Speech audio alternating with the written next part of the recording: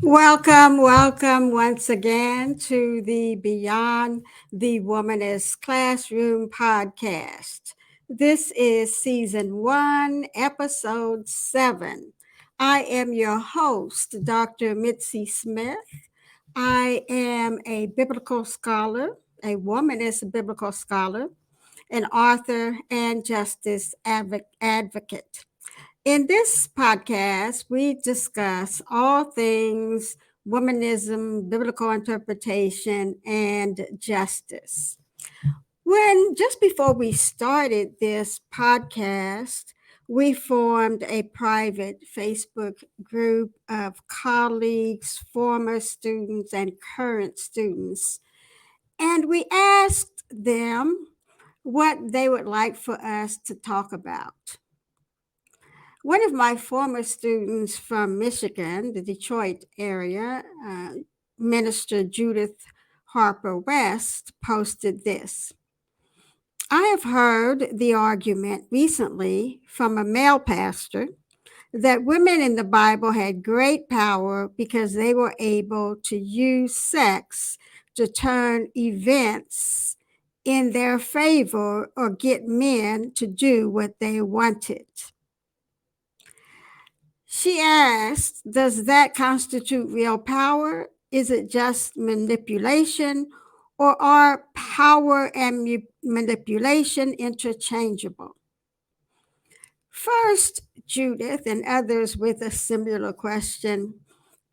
I think we cannot presume that because a pastor says something about the Bible, that particularly of this nature, we cannot assume that he is correct, especially if we become readers, critical readers of the Bible ourselves. I'm not sure what he is reading, what story this pastor is reading, but the closest person that I can come to that I can think of, the closest woman, the only woman I can think of in the Bible that perhaps comes close, maybe there are two. Esther is Esther, and maybe he may get that from Vashti. But his words here, to turn events in their favor, really does not even represent Esther's story as told in the Old Testament or Hebrew Bible, because she is recruited by a man to use her body, her femininity, her sexuality for the sake of her people. And she is asked by a man. So I really want to look at a couple of stories today to think about power, sex or sexuality and biblical texts. And actually, I want to think about a certain biblical text story and an apocryphal text together. We must keep in mind that the Bible is an androcentric, a collection of androcentric texts. That is, they were written by men, likely elite men, and they center on men, men's concerns, men's biases, and so forth. When they tell stories of women, they are telling those stories from a male perspective, and usually to say something about men. So if we look at this story, there's a story that is inserted into the Gospel of John, and that is in chapter 8, actually chapter 7, beginning with verse 53, and then it goes on through chapter 8, verses 1 through 11. Many of you may know this story, probably know this story. The title attached to this story is, quote, "The Woman Caught in Adultery." I'm going to read it quickly because some of you may not know this story or you may need to refresh your memory. And I encourage you to read it again when you're alone.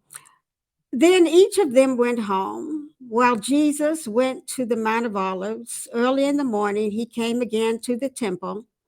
All the people came to him, and he sat down and he began to teach them.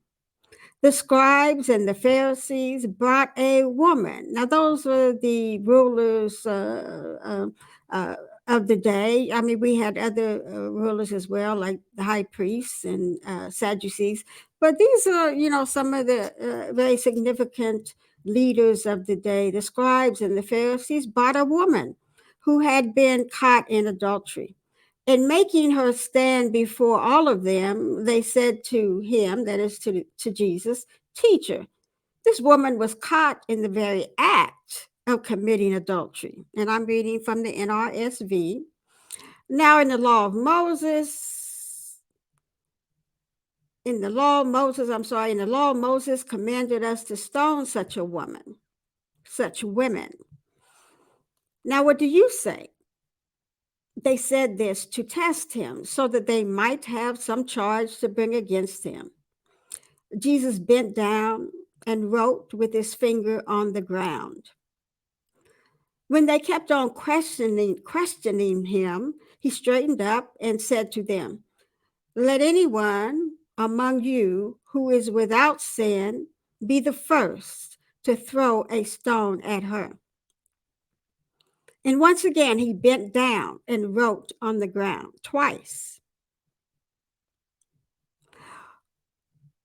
When they heard it, they went away, one by one, beginning with the elders. So it's interesting that the elders leave first, not the scribes or the Pharisees, but they do all leave. And Jesus was left alone with the woman standing before him. Jesus straightened up and said to her, "Woman, where are they? Has no one condemned you?" She said, "No one, sir." And Jesus said, "Neither do I condemn you." Now, those are interesting words. Neither do I condemn you, particularly in light of the next few words. Go your own way, and from now on, do not sin again. So he has not condemned her, giving the implication that she has not sinned, and yet he uses these words. So perhaps those words mean something different.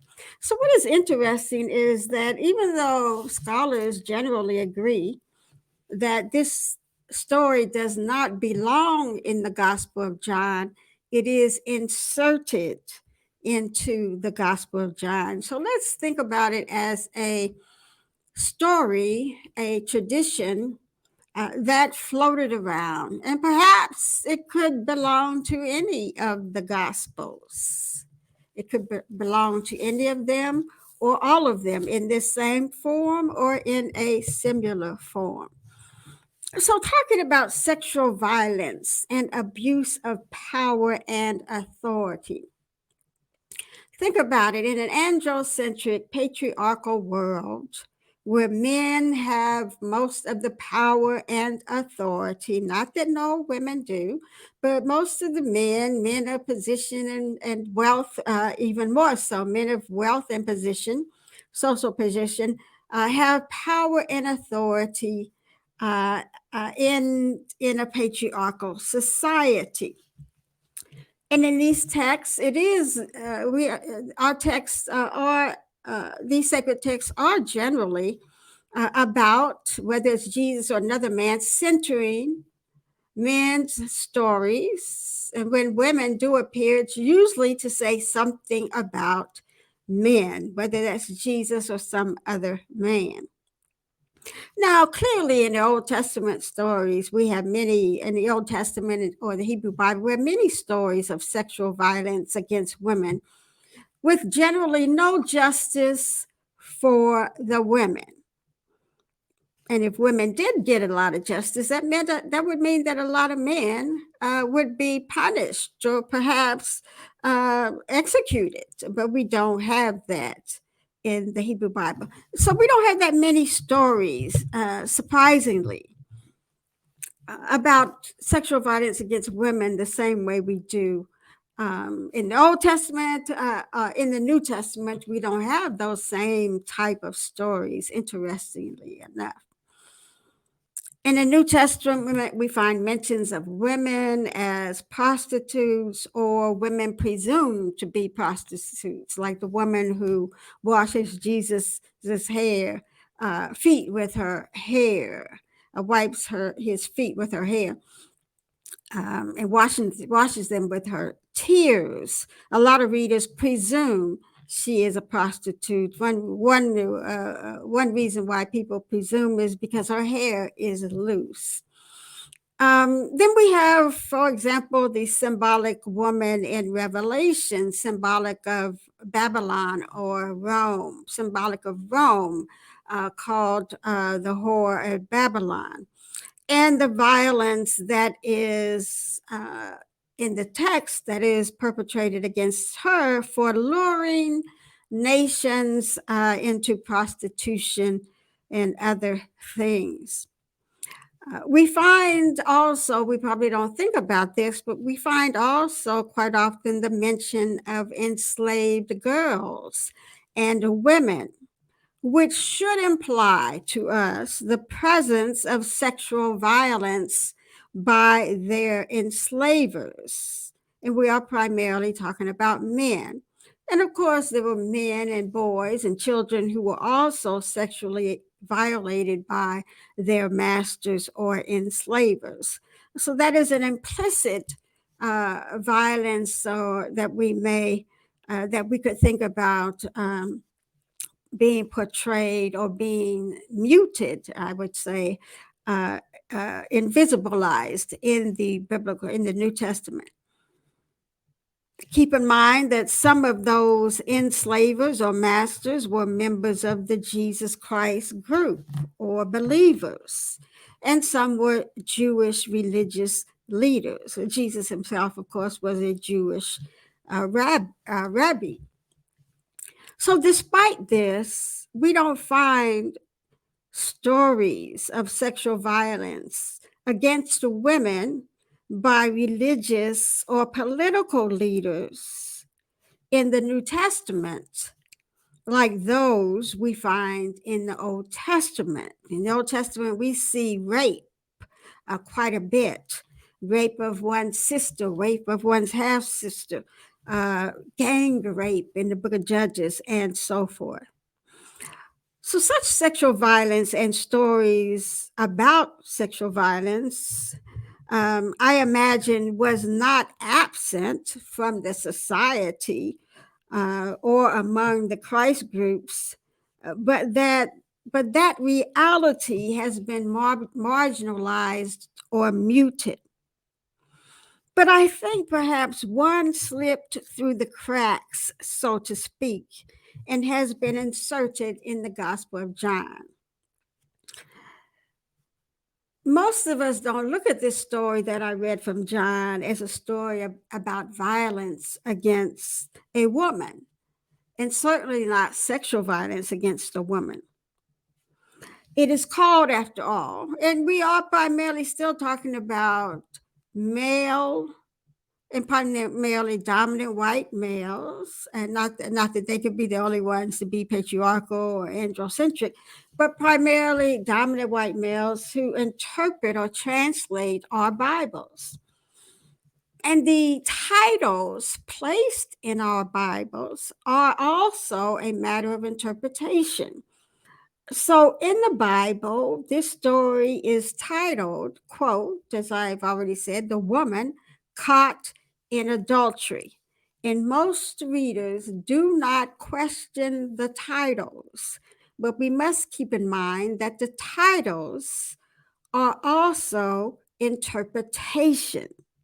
The story could be about something else if we are willing to look differently than when than the way we are than the way we are guided, the ways we are guided to read by others, even by the biblical text. So a different way to read than perhaps most of us have traditionally read this story. I would label the story differently as a story of a woman physically and unjustly seized by men in power, the Pharisees and the scribes in this case. The elders are present too, as we read, and it's interesting that they leave first. But it's a story of a woman physically and unjustly seized. Now, I'm going to tell you why I read it this way by men, and then accused her of adultery by her perpetrators.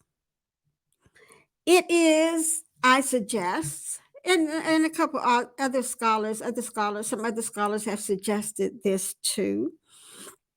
It is a story like the apocryphal story of Susanna. If you have not read that story, often I have my New Testament or other students read this story. You can find a copy of it on the internet. Just Google the apocryphal story of Susanna. It is a Greek addition to the book of Daniel. And read it, it's very short. But I'm going to briefly tell you what it is about. In that story, so let me say first that I think that these two stories, the one we read in John, in the story of Susanna, which I'm going to tell you more about, that these two stories are part of the same tradition.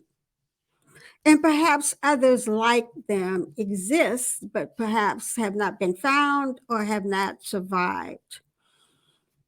In both of these stories, men accuse a woman of adultery and claim that they caught her in the very act. And Susanna, they caught her with a young man that somehow escaped their grasp. In the story inserted in John, they don't bring the young man. Right? She's caught in the very act, but they bring her by herself. Implication: they could not keep hold of. They could not bring somehow. The man fled before they could capture him. Is the implication? And we as readers tend to go along with the story.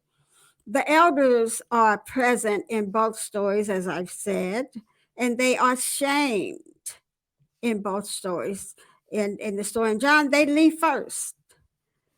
In Susanna's story, it is two elders who accuse her of committing adultery with a young man whom they are unable to capture. Now they catch them in the very act. They can capture her in both of these stories, but they cannot capture the man. In both stories, a man comes to the woman's rescue. In Susanna, it is Daniel, a young, wise Daniel. In this story, it is Jesus who saves the woman from being stoned to death. In both cases, a woman who is proved guilty by two witnesses, and men can only be witnesses, by two witnesses, can be condemned to be stoned to death. That is what the law of Moses requires. But the Susanna story gives us more detail. It is more detailed. And thus, I argue, it can be seen as a literary body cam, like the body cams that catch police who abuse citizens, particularly when they abuse African American citizens. Many are now required to wear a body cam, although some of them turn them off. And so when the police in those cases sometimes tell one story and the scene seems to tell another story, when the body cam footage is shown, a lot of times it tells the real truth. So I like to see the Susanna story like a body cam as a body cam for this story of the woman, so-called woman caught in adultery, which I call the woman wrongly accused of adultery. So the body cam of the Susanna story fills in gaps for this story that has been inserted in John. I am proposing. In the Susanna story, the elders who sit in judgment each day in the home of Joachim, that is Susanna's wealthy husband, they see Susanna when they come to sit in judgment and hear the cases that the people bring. Susanna's husband, as I said, is wealthy. The two elders become, and it is said that Susanna is very beautiful. Some of these texts, some of these stories like to emphasize how the woman is beautiful, as if so-called not so beautiful women don't get raped, don't get violated. We know that is not the case, because rape is about control a lot of times and hostility. Susanna's wealthy husband, right? They allow these elders to come. He allows them to come into their house to hold court, per se. And so they come and sometimes they come and they're peeking at, get a peek of Susanna, and they both become enamored with her and lust after her. They want access to her body. They want to have sex with her. So each finds out, and so each lay a plan one day that they're going to hide. And when Susanna sends her slave girls away and she's taking a bath, that they will pounce on her. And so they each lay in wait one day, and they find out that each other, they both had the same plan to rape her, or rape her either by force or by physical force, or sort of compel her to give herself to them. And so they decided they will join forces, and they pounce on Susanna when she is bathing and has sent her slave girls away. Now, the story also says that this Susanna was not the first woman that they had been violating, raping women, evidently the whole time that they had been elders, it appears. And so just imagine, they probably had already raped Susanna's slave girls. They had already probably raped women who had less power and perhaps may not even have been afforded a trial. So Susanna was not the first that they raped or attempted to rape. So they pounce on Susanna, and they give Susanna the choice of having sexual intercourse with them, or they will tell the community that they caught her having sex with a young man who is not her husband. But Susanna, to their surprise, she refuses and cries out for help. She says that she will not sin against God. And so she cries out for help, but the two elders shout louder than she can, and they are able to tell their lies. So it is interesting that in these texts we find that regardless of how a woman is raped or how she is so-called defiled by men, that the sin, you see this sort of implied or restated or reinscribed in this text, that the sin is still the woman's. She says, I will not sin against God. Even though she is being compelled, they attempt to compel her. It's another form of rape, that she says she will not sin against God. And she sees it as it will still be her sin. And perhaps the community would look at it that way as well. Should she have given in and they found out? So Susanna is forced to stand trial. But the young man, Daniel, comes to her rescue. Before this, Susanna, it seems, had an impeccable reputation. This certainly sounds like true life, right? Life, art here imitating life. Uh, because if she had been poor, you must ask, or if she had not had a husband like Joachim, or if she had not had a good reputation, would Daniel not have come to her rescue? And perhaps this is the case with the woman story who is inserted into John. We don't know much about her background. We don't know anything about her background except what the men say about her.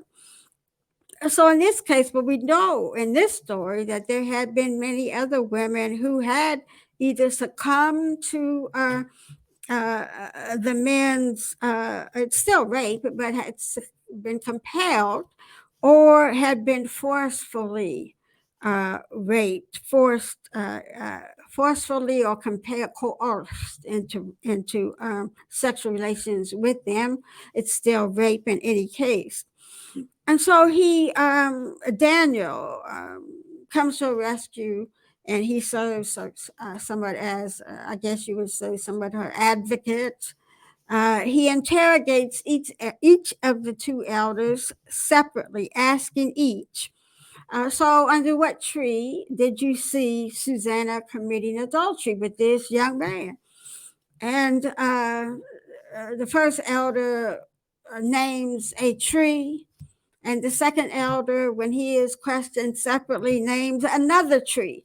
But interestingly, it's as if Daniel has this foreknowledge about what happened, that he condemns the first elder when he gives the name of the tree in answer to Daniel's question. He condemns him right away before he hears the other man's answer. But they both are condemned, and they suffer the fate that they had planned for Susanna. It is and certainly, as I invite you again to read that story, and as you compare them, you will likely see other similarities between the stories. It's interesting how men and women readers believe the story as in told in John. I mean, I did for years myself. We don't question it. One, because it's in a sacred text. Two, because it is Jesus. And three, because of some of the words that Jesus says at the end, or the words that are put into Jesus's mouth. And so we believe the men. We believe the two men. We believe the man who wrote the story. We believe the man in the story, all the men in the story. And so what is it? Why is it? I know part of the reason is because it is in a sacred text, and we don't think we should question it, that the story is as it's told. And then it has the label over the story, the woman caught in the act in adultery. But the words that are added are quite confusing. As I said when I read the story, neither do I condemn you, Jesus says, right? Go your way. And from now on, do not sin again. And so those words seem to be in conflict. I don't condemn you. Does it mean she's guilty? I'm just not condemning you. Well, for one, in that society, perhaps this is what we have. As I think about this, that there are no longer two witnesses. So you would at least need witnesses to say that she is guilty, and Jesus is not going to be witness against her. He could not be because supposedly their accusation is they caught her in the act. Jesus wasn't there. They probably weren't there either, and it probably didn't happen, and probably were those two men who attempted to rape her. And like the Susanna story, she would not give in. And so they bring her. Or there could be other scenarios. I think either way that the scenario is, I think, that they are guilty of wrongdoing. But these words put into Jesus' mouth, right? Yes, I say put into Jesus' mouth because Jesus is not telling his own story. Someone else is telling his story. And again, this text, we don't know where it belongs. It could belong in one of the Gospels. It could not belong in one of the Gospels. And so it's about I do not condemn you either, right? The men aren't condemned. The woman isn't condemned. Jesus is the one who comes who comes to her rescue, and yet still they put in his mouth, from now, neither do I condemn you. The story is, I propose, recontextualized, particularly those words being added, because I say it was a scenario, a story, likely that was common, but not many of them survived, right, or have been found. Those words give it a different context and reinforce the characterization of the woman, shifting and turning the camera off the two men who accuse her, but onto Jesus. I think, and I have preached this as a sermon, full disclosure, at Columbia Theological Seminary, where I did talk about police brutality, and particularly about against women, sexual assault by police officers against women, particularly women of color. But another way to understand the words "go and sin no more," or to interpret them, we don't. All of our interpretations, because we don't have the real authors with us, are not absolute, right? Never absolute. Another way to understand words "go" and "sin no more" is to watch out. Perhaps Jesus is saying, watch out for men like these men who accused you, who have the power to define what sin is, to define the repercussions of that sin, to define the law in the favor of men. No women can serve as witnesses, who define the law in favor of men like these. And then, yes, they serve as the state's witnesses. When men who abuse their position and have the power and authority to create law, break the law, and reinforce the law, try to stay out of their web, because a Jesus or a Daniel, in this case a Jesus, may not be there to save you.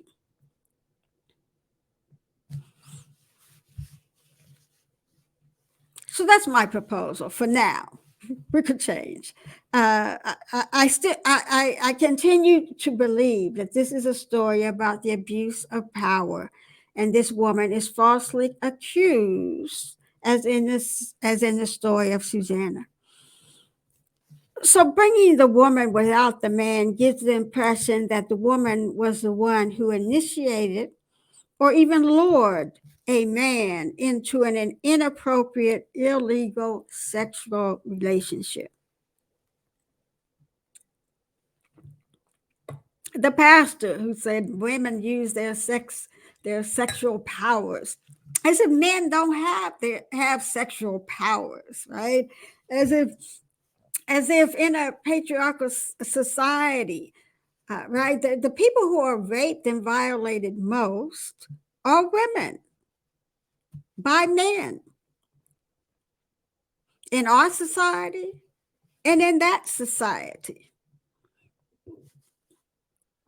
And so thus the implication is that woman is seen as having and using irresistible sexual powers that lure men into illicit sexual relationships. This logic has been used to justify violence against women and children in our own context as well as historically. This logic has been used to characterize women in our context, especially single women, as dangerous. And this logic becomes a convenient excuse for violence against women or the control of women, shifting blame and for shifting blame when men abuse their power as men or as men with power. Yes, sexual attraction is real, regardless of one's gender or sexuality. But so is our ability to make choices and to control ourselves. Men have the power to control themselves, just like women have the power to control themselves. All humans, generally speaking, regardless of gender and sexuality, have the power to choose, to make choices, and to control their own bodies, our own bodies. People, women and men, too often blame women when men in power use their office to lure their power or authority to lure men or compel women to lure or compel women into inappropriate and non-consensual sexual relationships and children. I have seen women as well call other women hoes and whores and prostitutes and all kinds of names in such cases. But the man, he's just being a man. I can remember when I was still in the city of Detroit, the then chief police, and I cannot recall his name, you can probably Google it, had been charged with abusing his power. Evidently, he had a habit, quite a long habit, of coercing women under his authority in the police department into having sexual relations with him in exchange for promotion. And I remember going to the story to read it, and I was just appalled by the many women who wrote comments on the post, calling these women all kinds of names. And the woman who came forward, at first she was the only one, and then others, seeing her courage, came forward to validate her story because they too had been coerced in order to get the promotions that they worked hard for, working hard as the men, taking the same risks men were taking in order to get a promotion. And I remember one woman,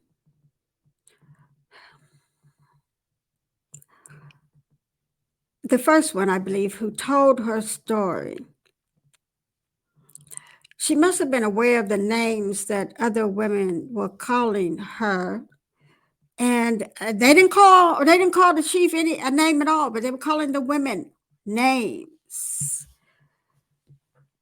And she said, and I'm quoting loosely, quote, "I may be a whore, but I have I am not the same person I was then. And so she internalized this idea that it made her the worst person, right? That she is this whore because she succumbed to the coercion. And we see the same idea in these texts. And that really bothered me and really hurt and somewhat angered me to see the women internalizing that kind of thinking and calling this woman, only the woman, out of her name, seeing the women as the problem and not the men who were abusing their power, knowing they had this kind of power over these women, knowing these women had worked hard and wanted to be able to perhaps take better care of their families and be rewarded for the work and years they had put in. Yes, women can abuse their power when in positions of authority as well.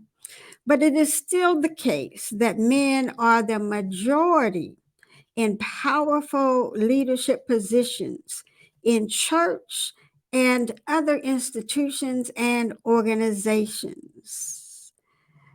And they are in positions to inflict great harm when they choose to abuse their positions and violate women and others under their authority.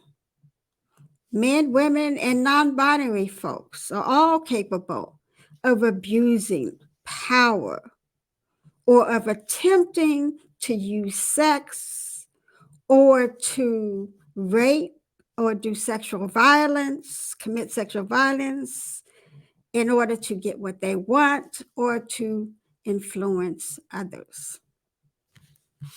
Thank you so much for tuning in today. I look forward to your comments. Join us again next week for episode 8.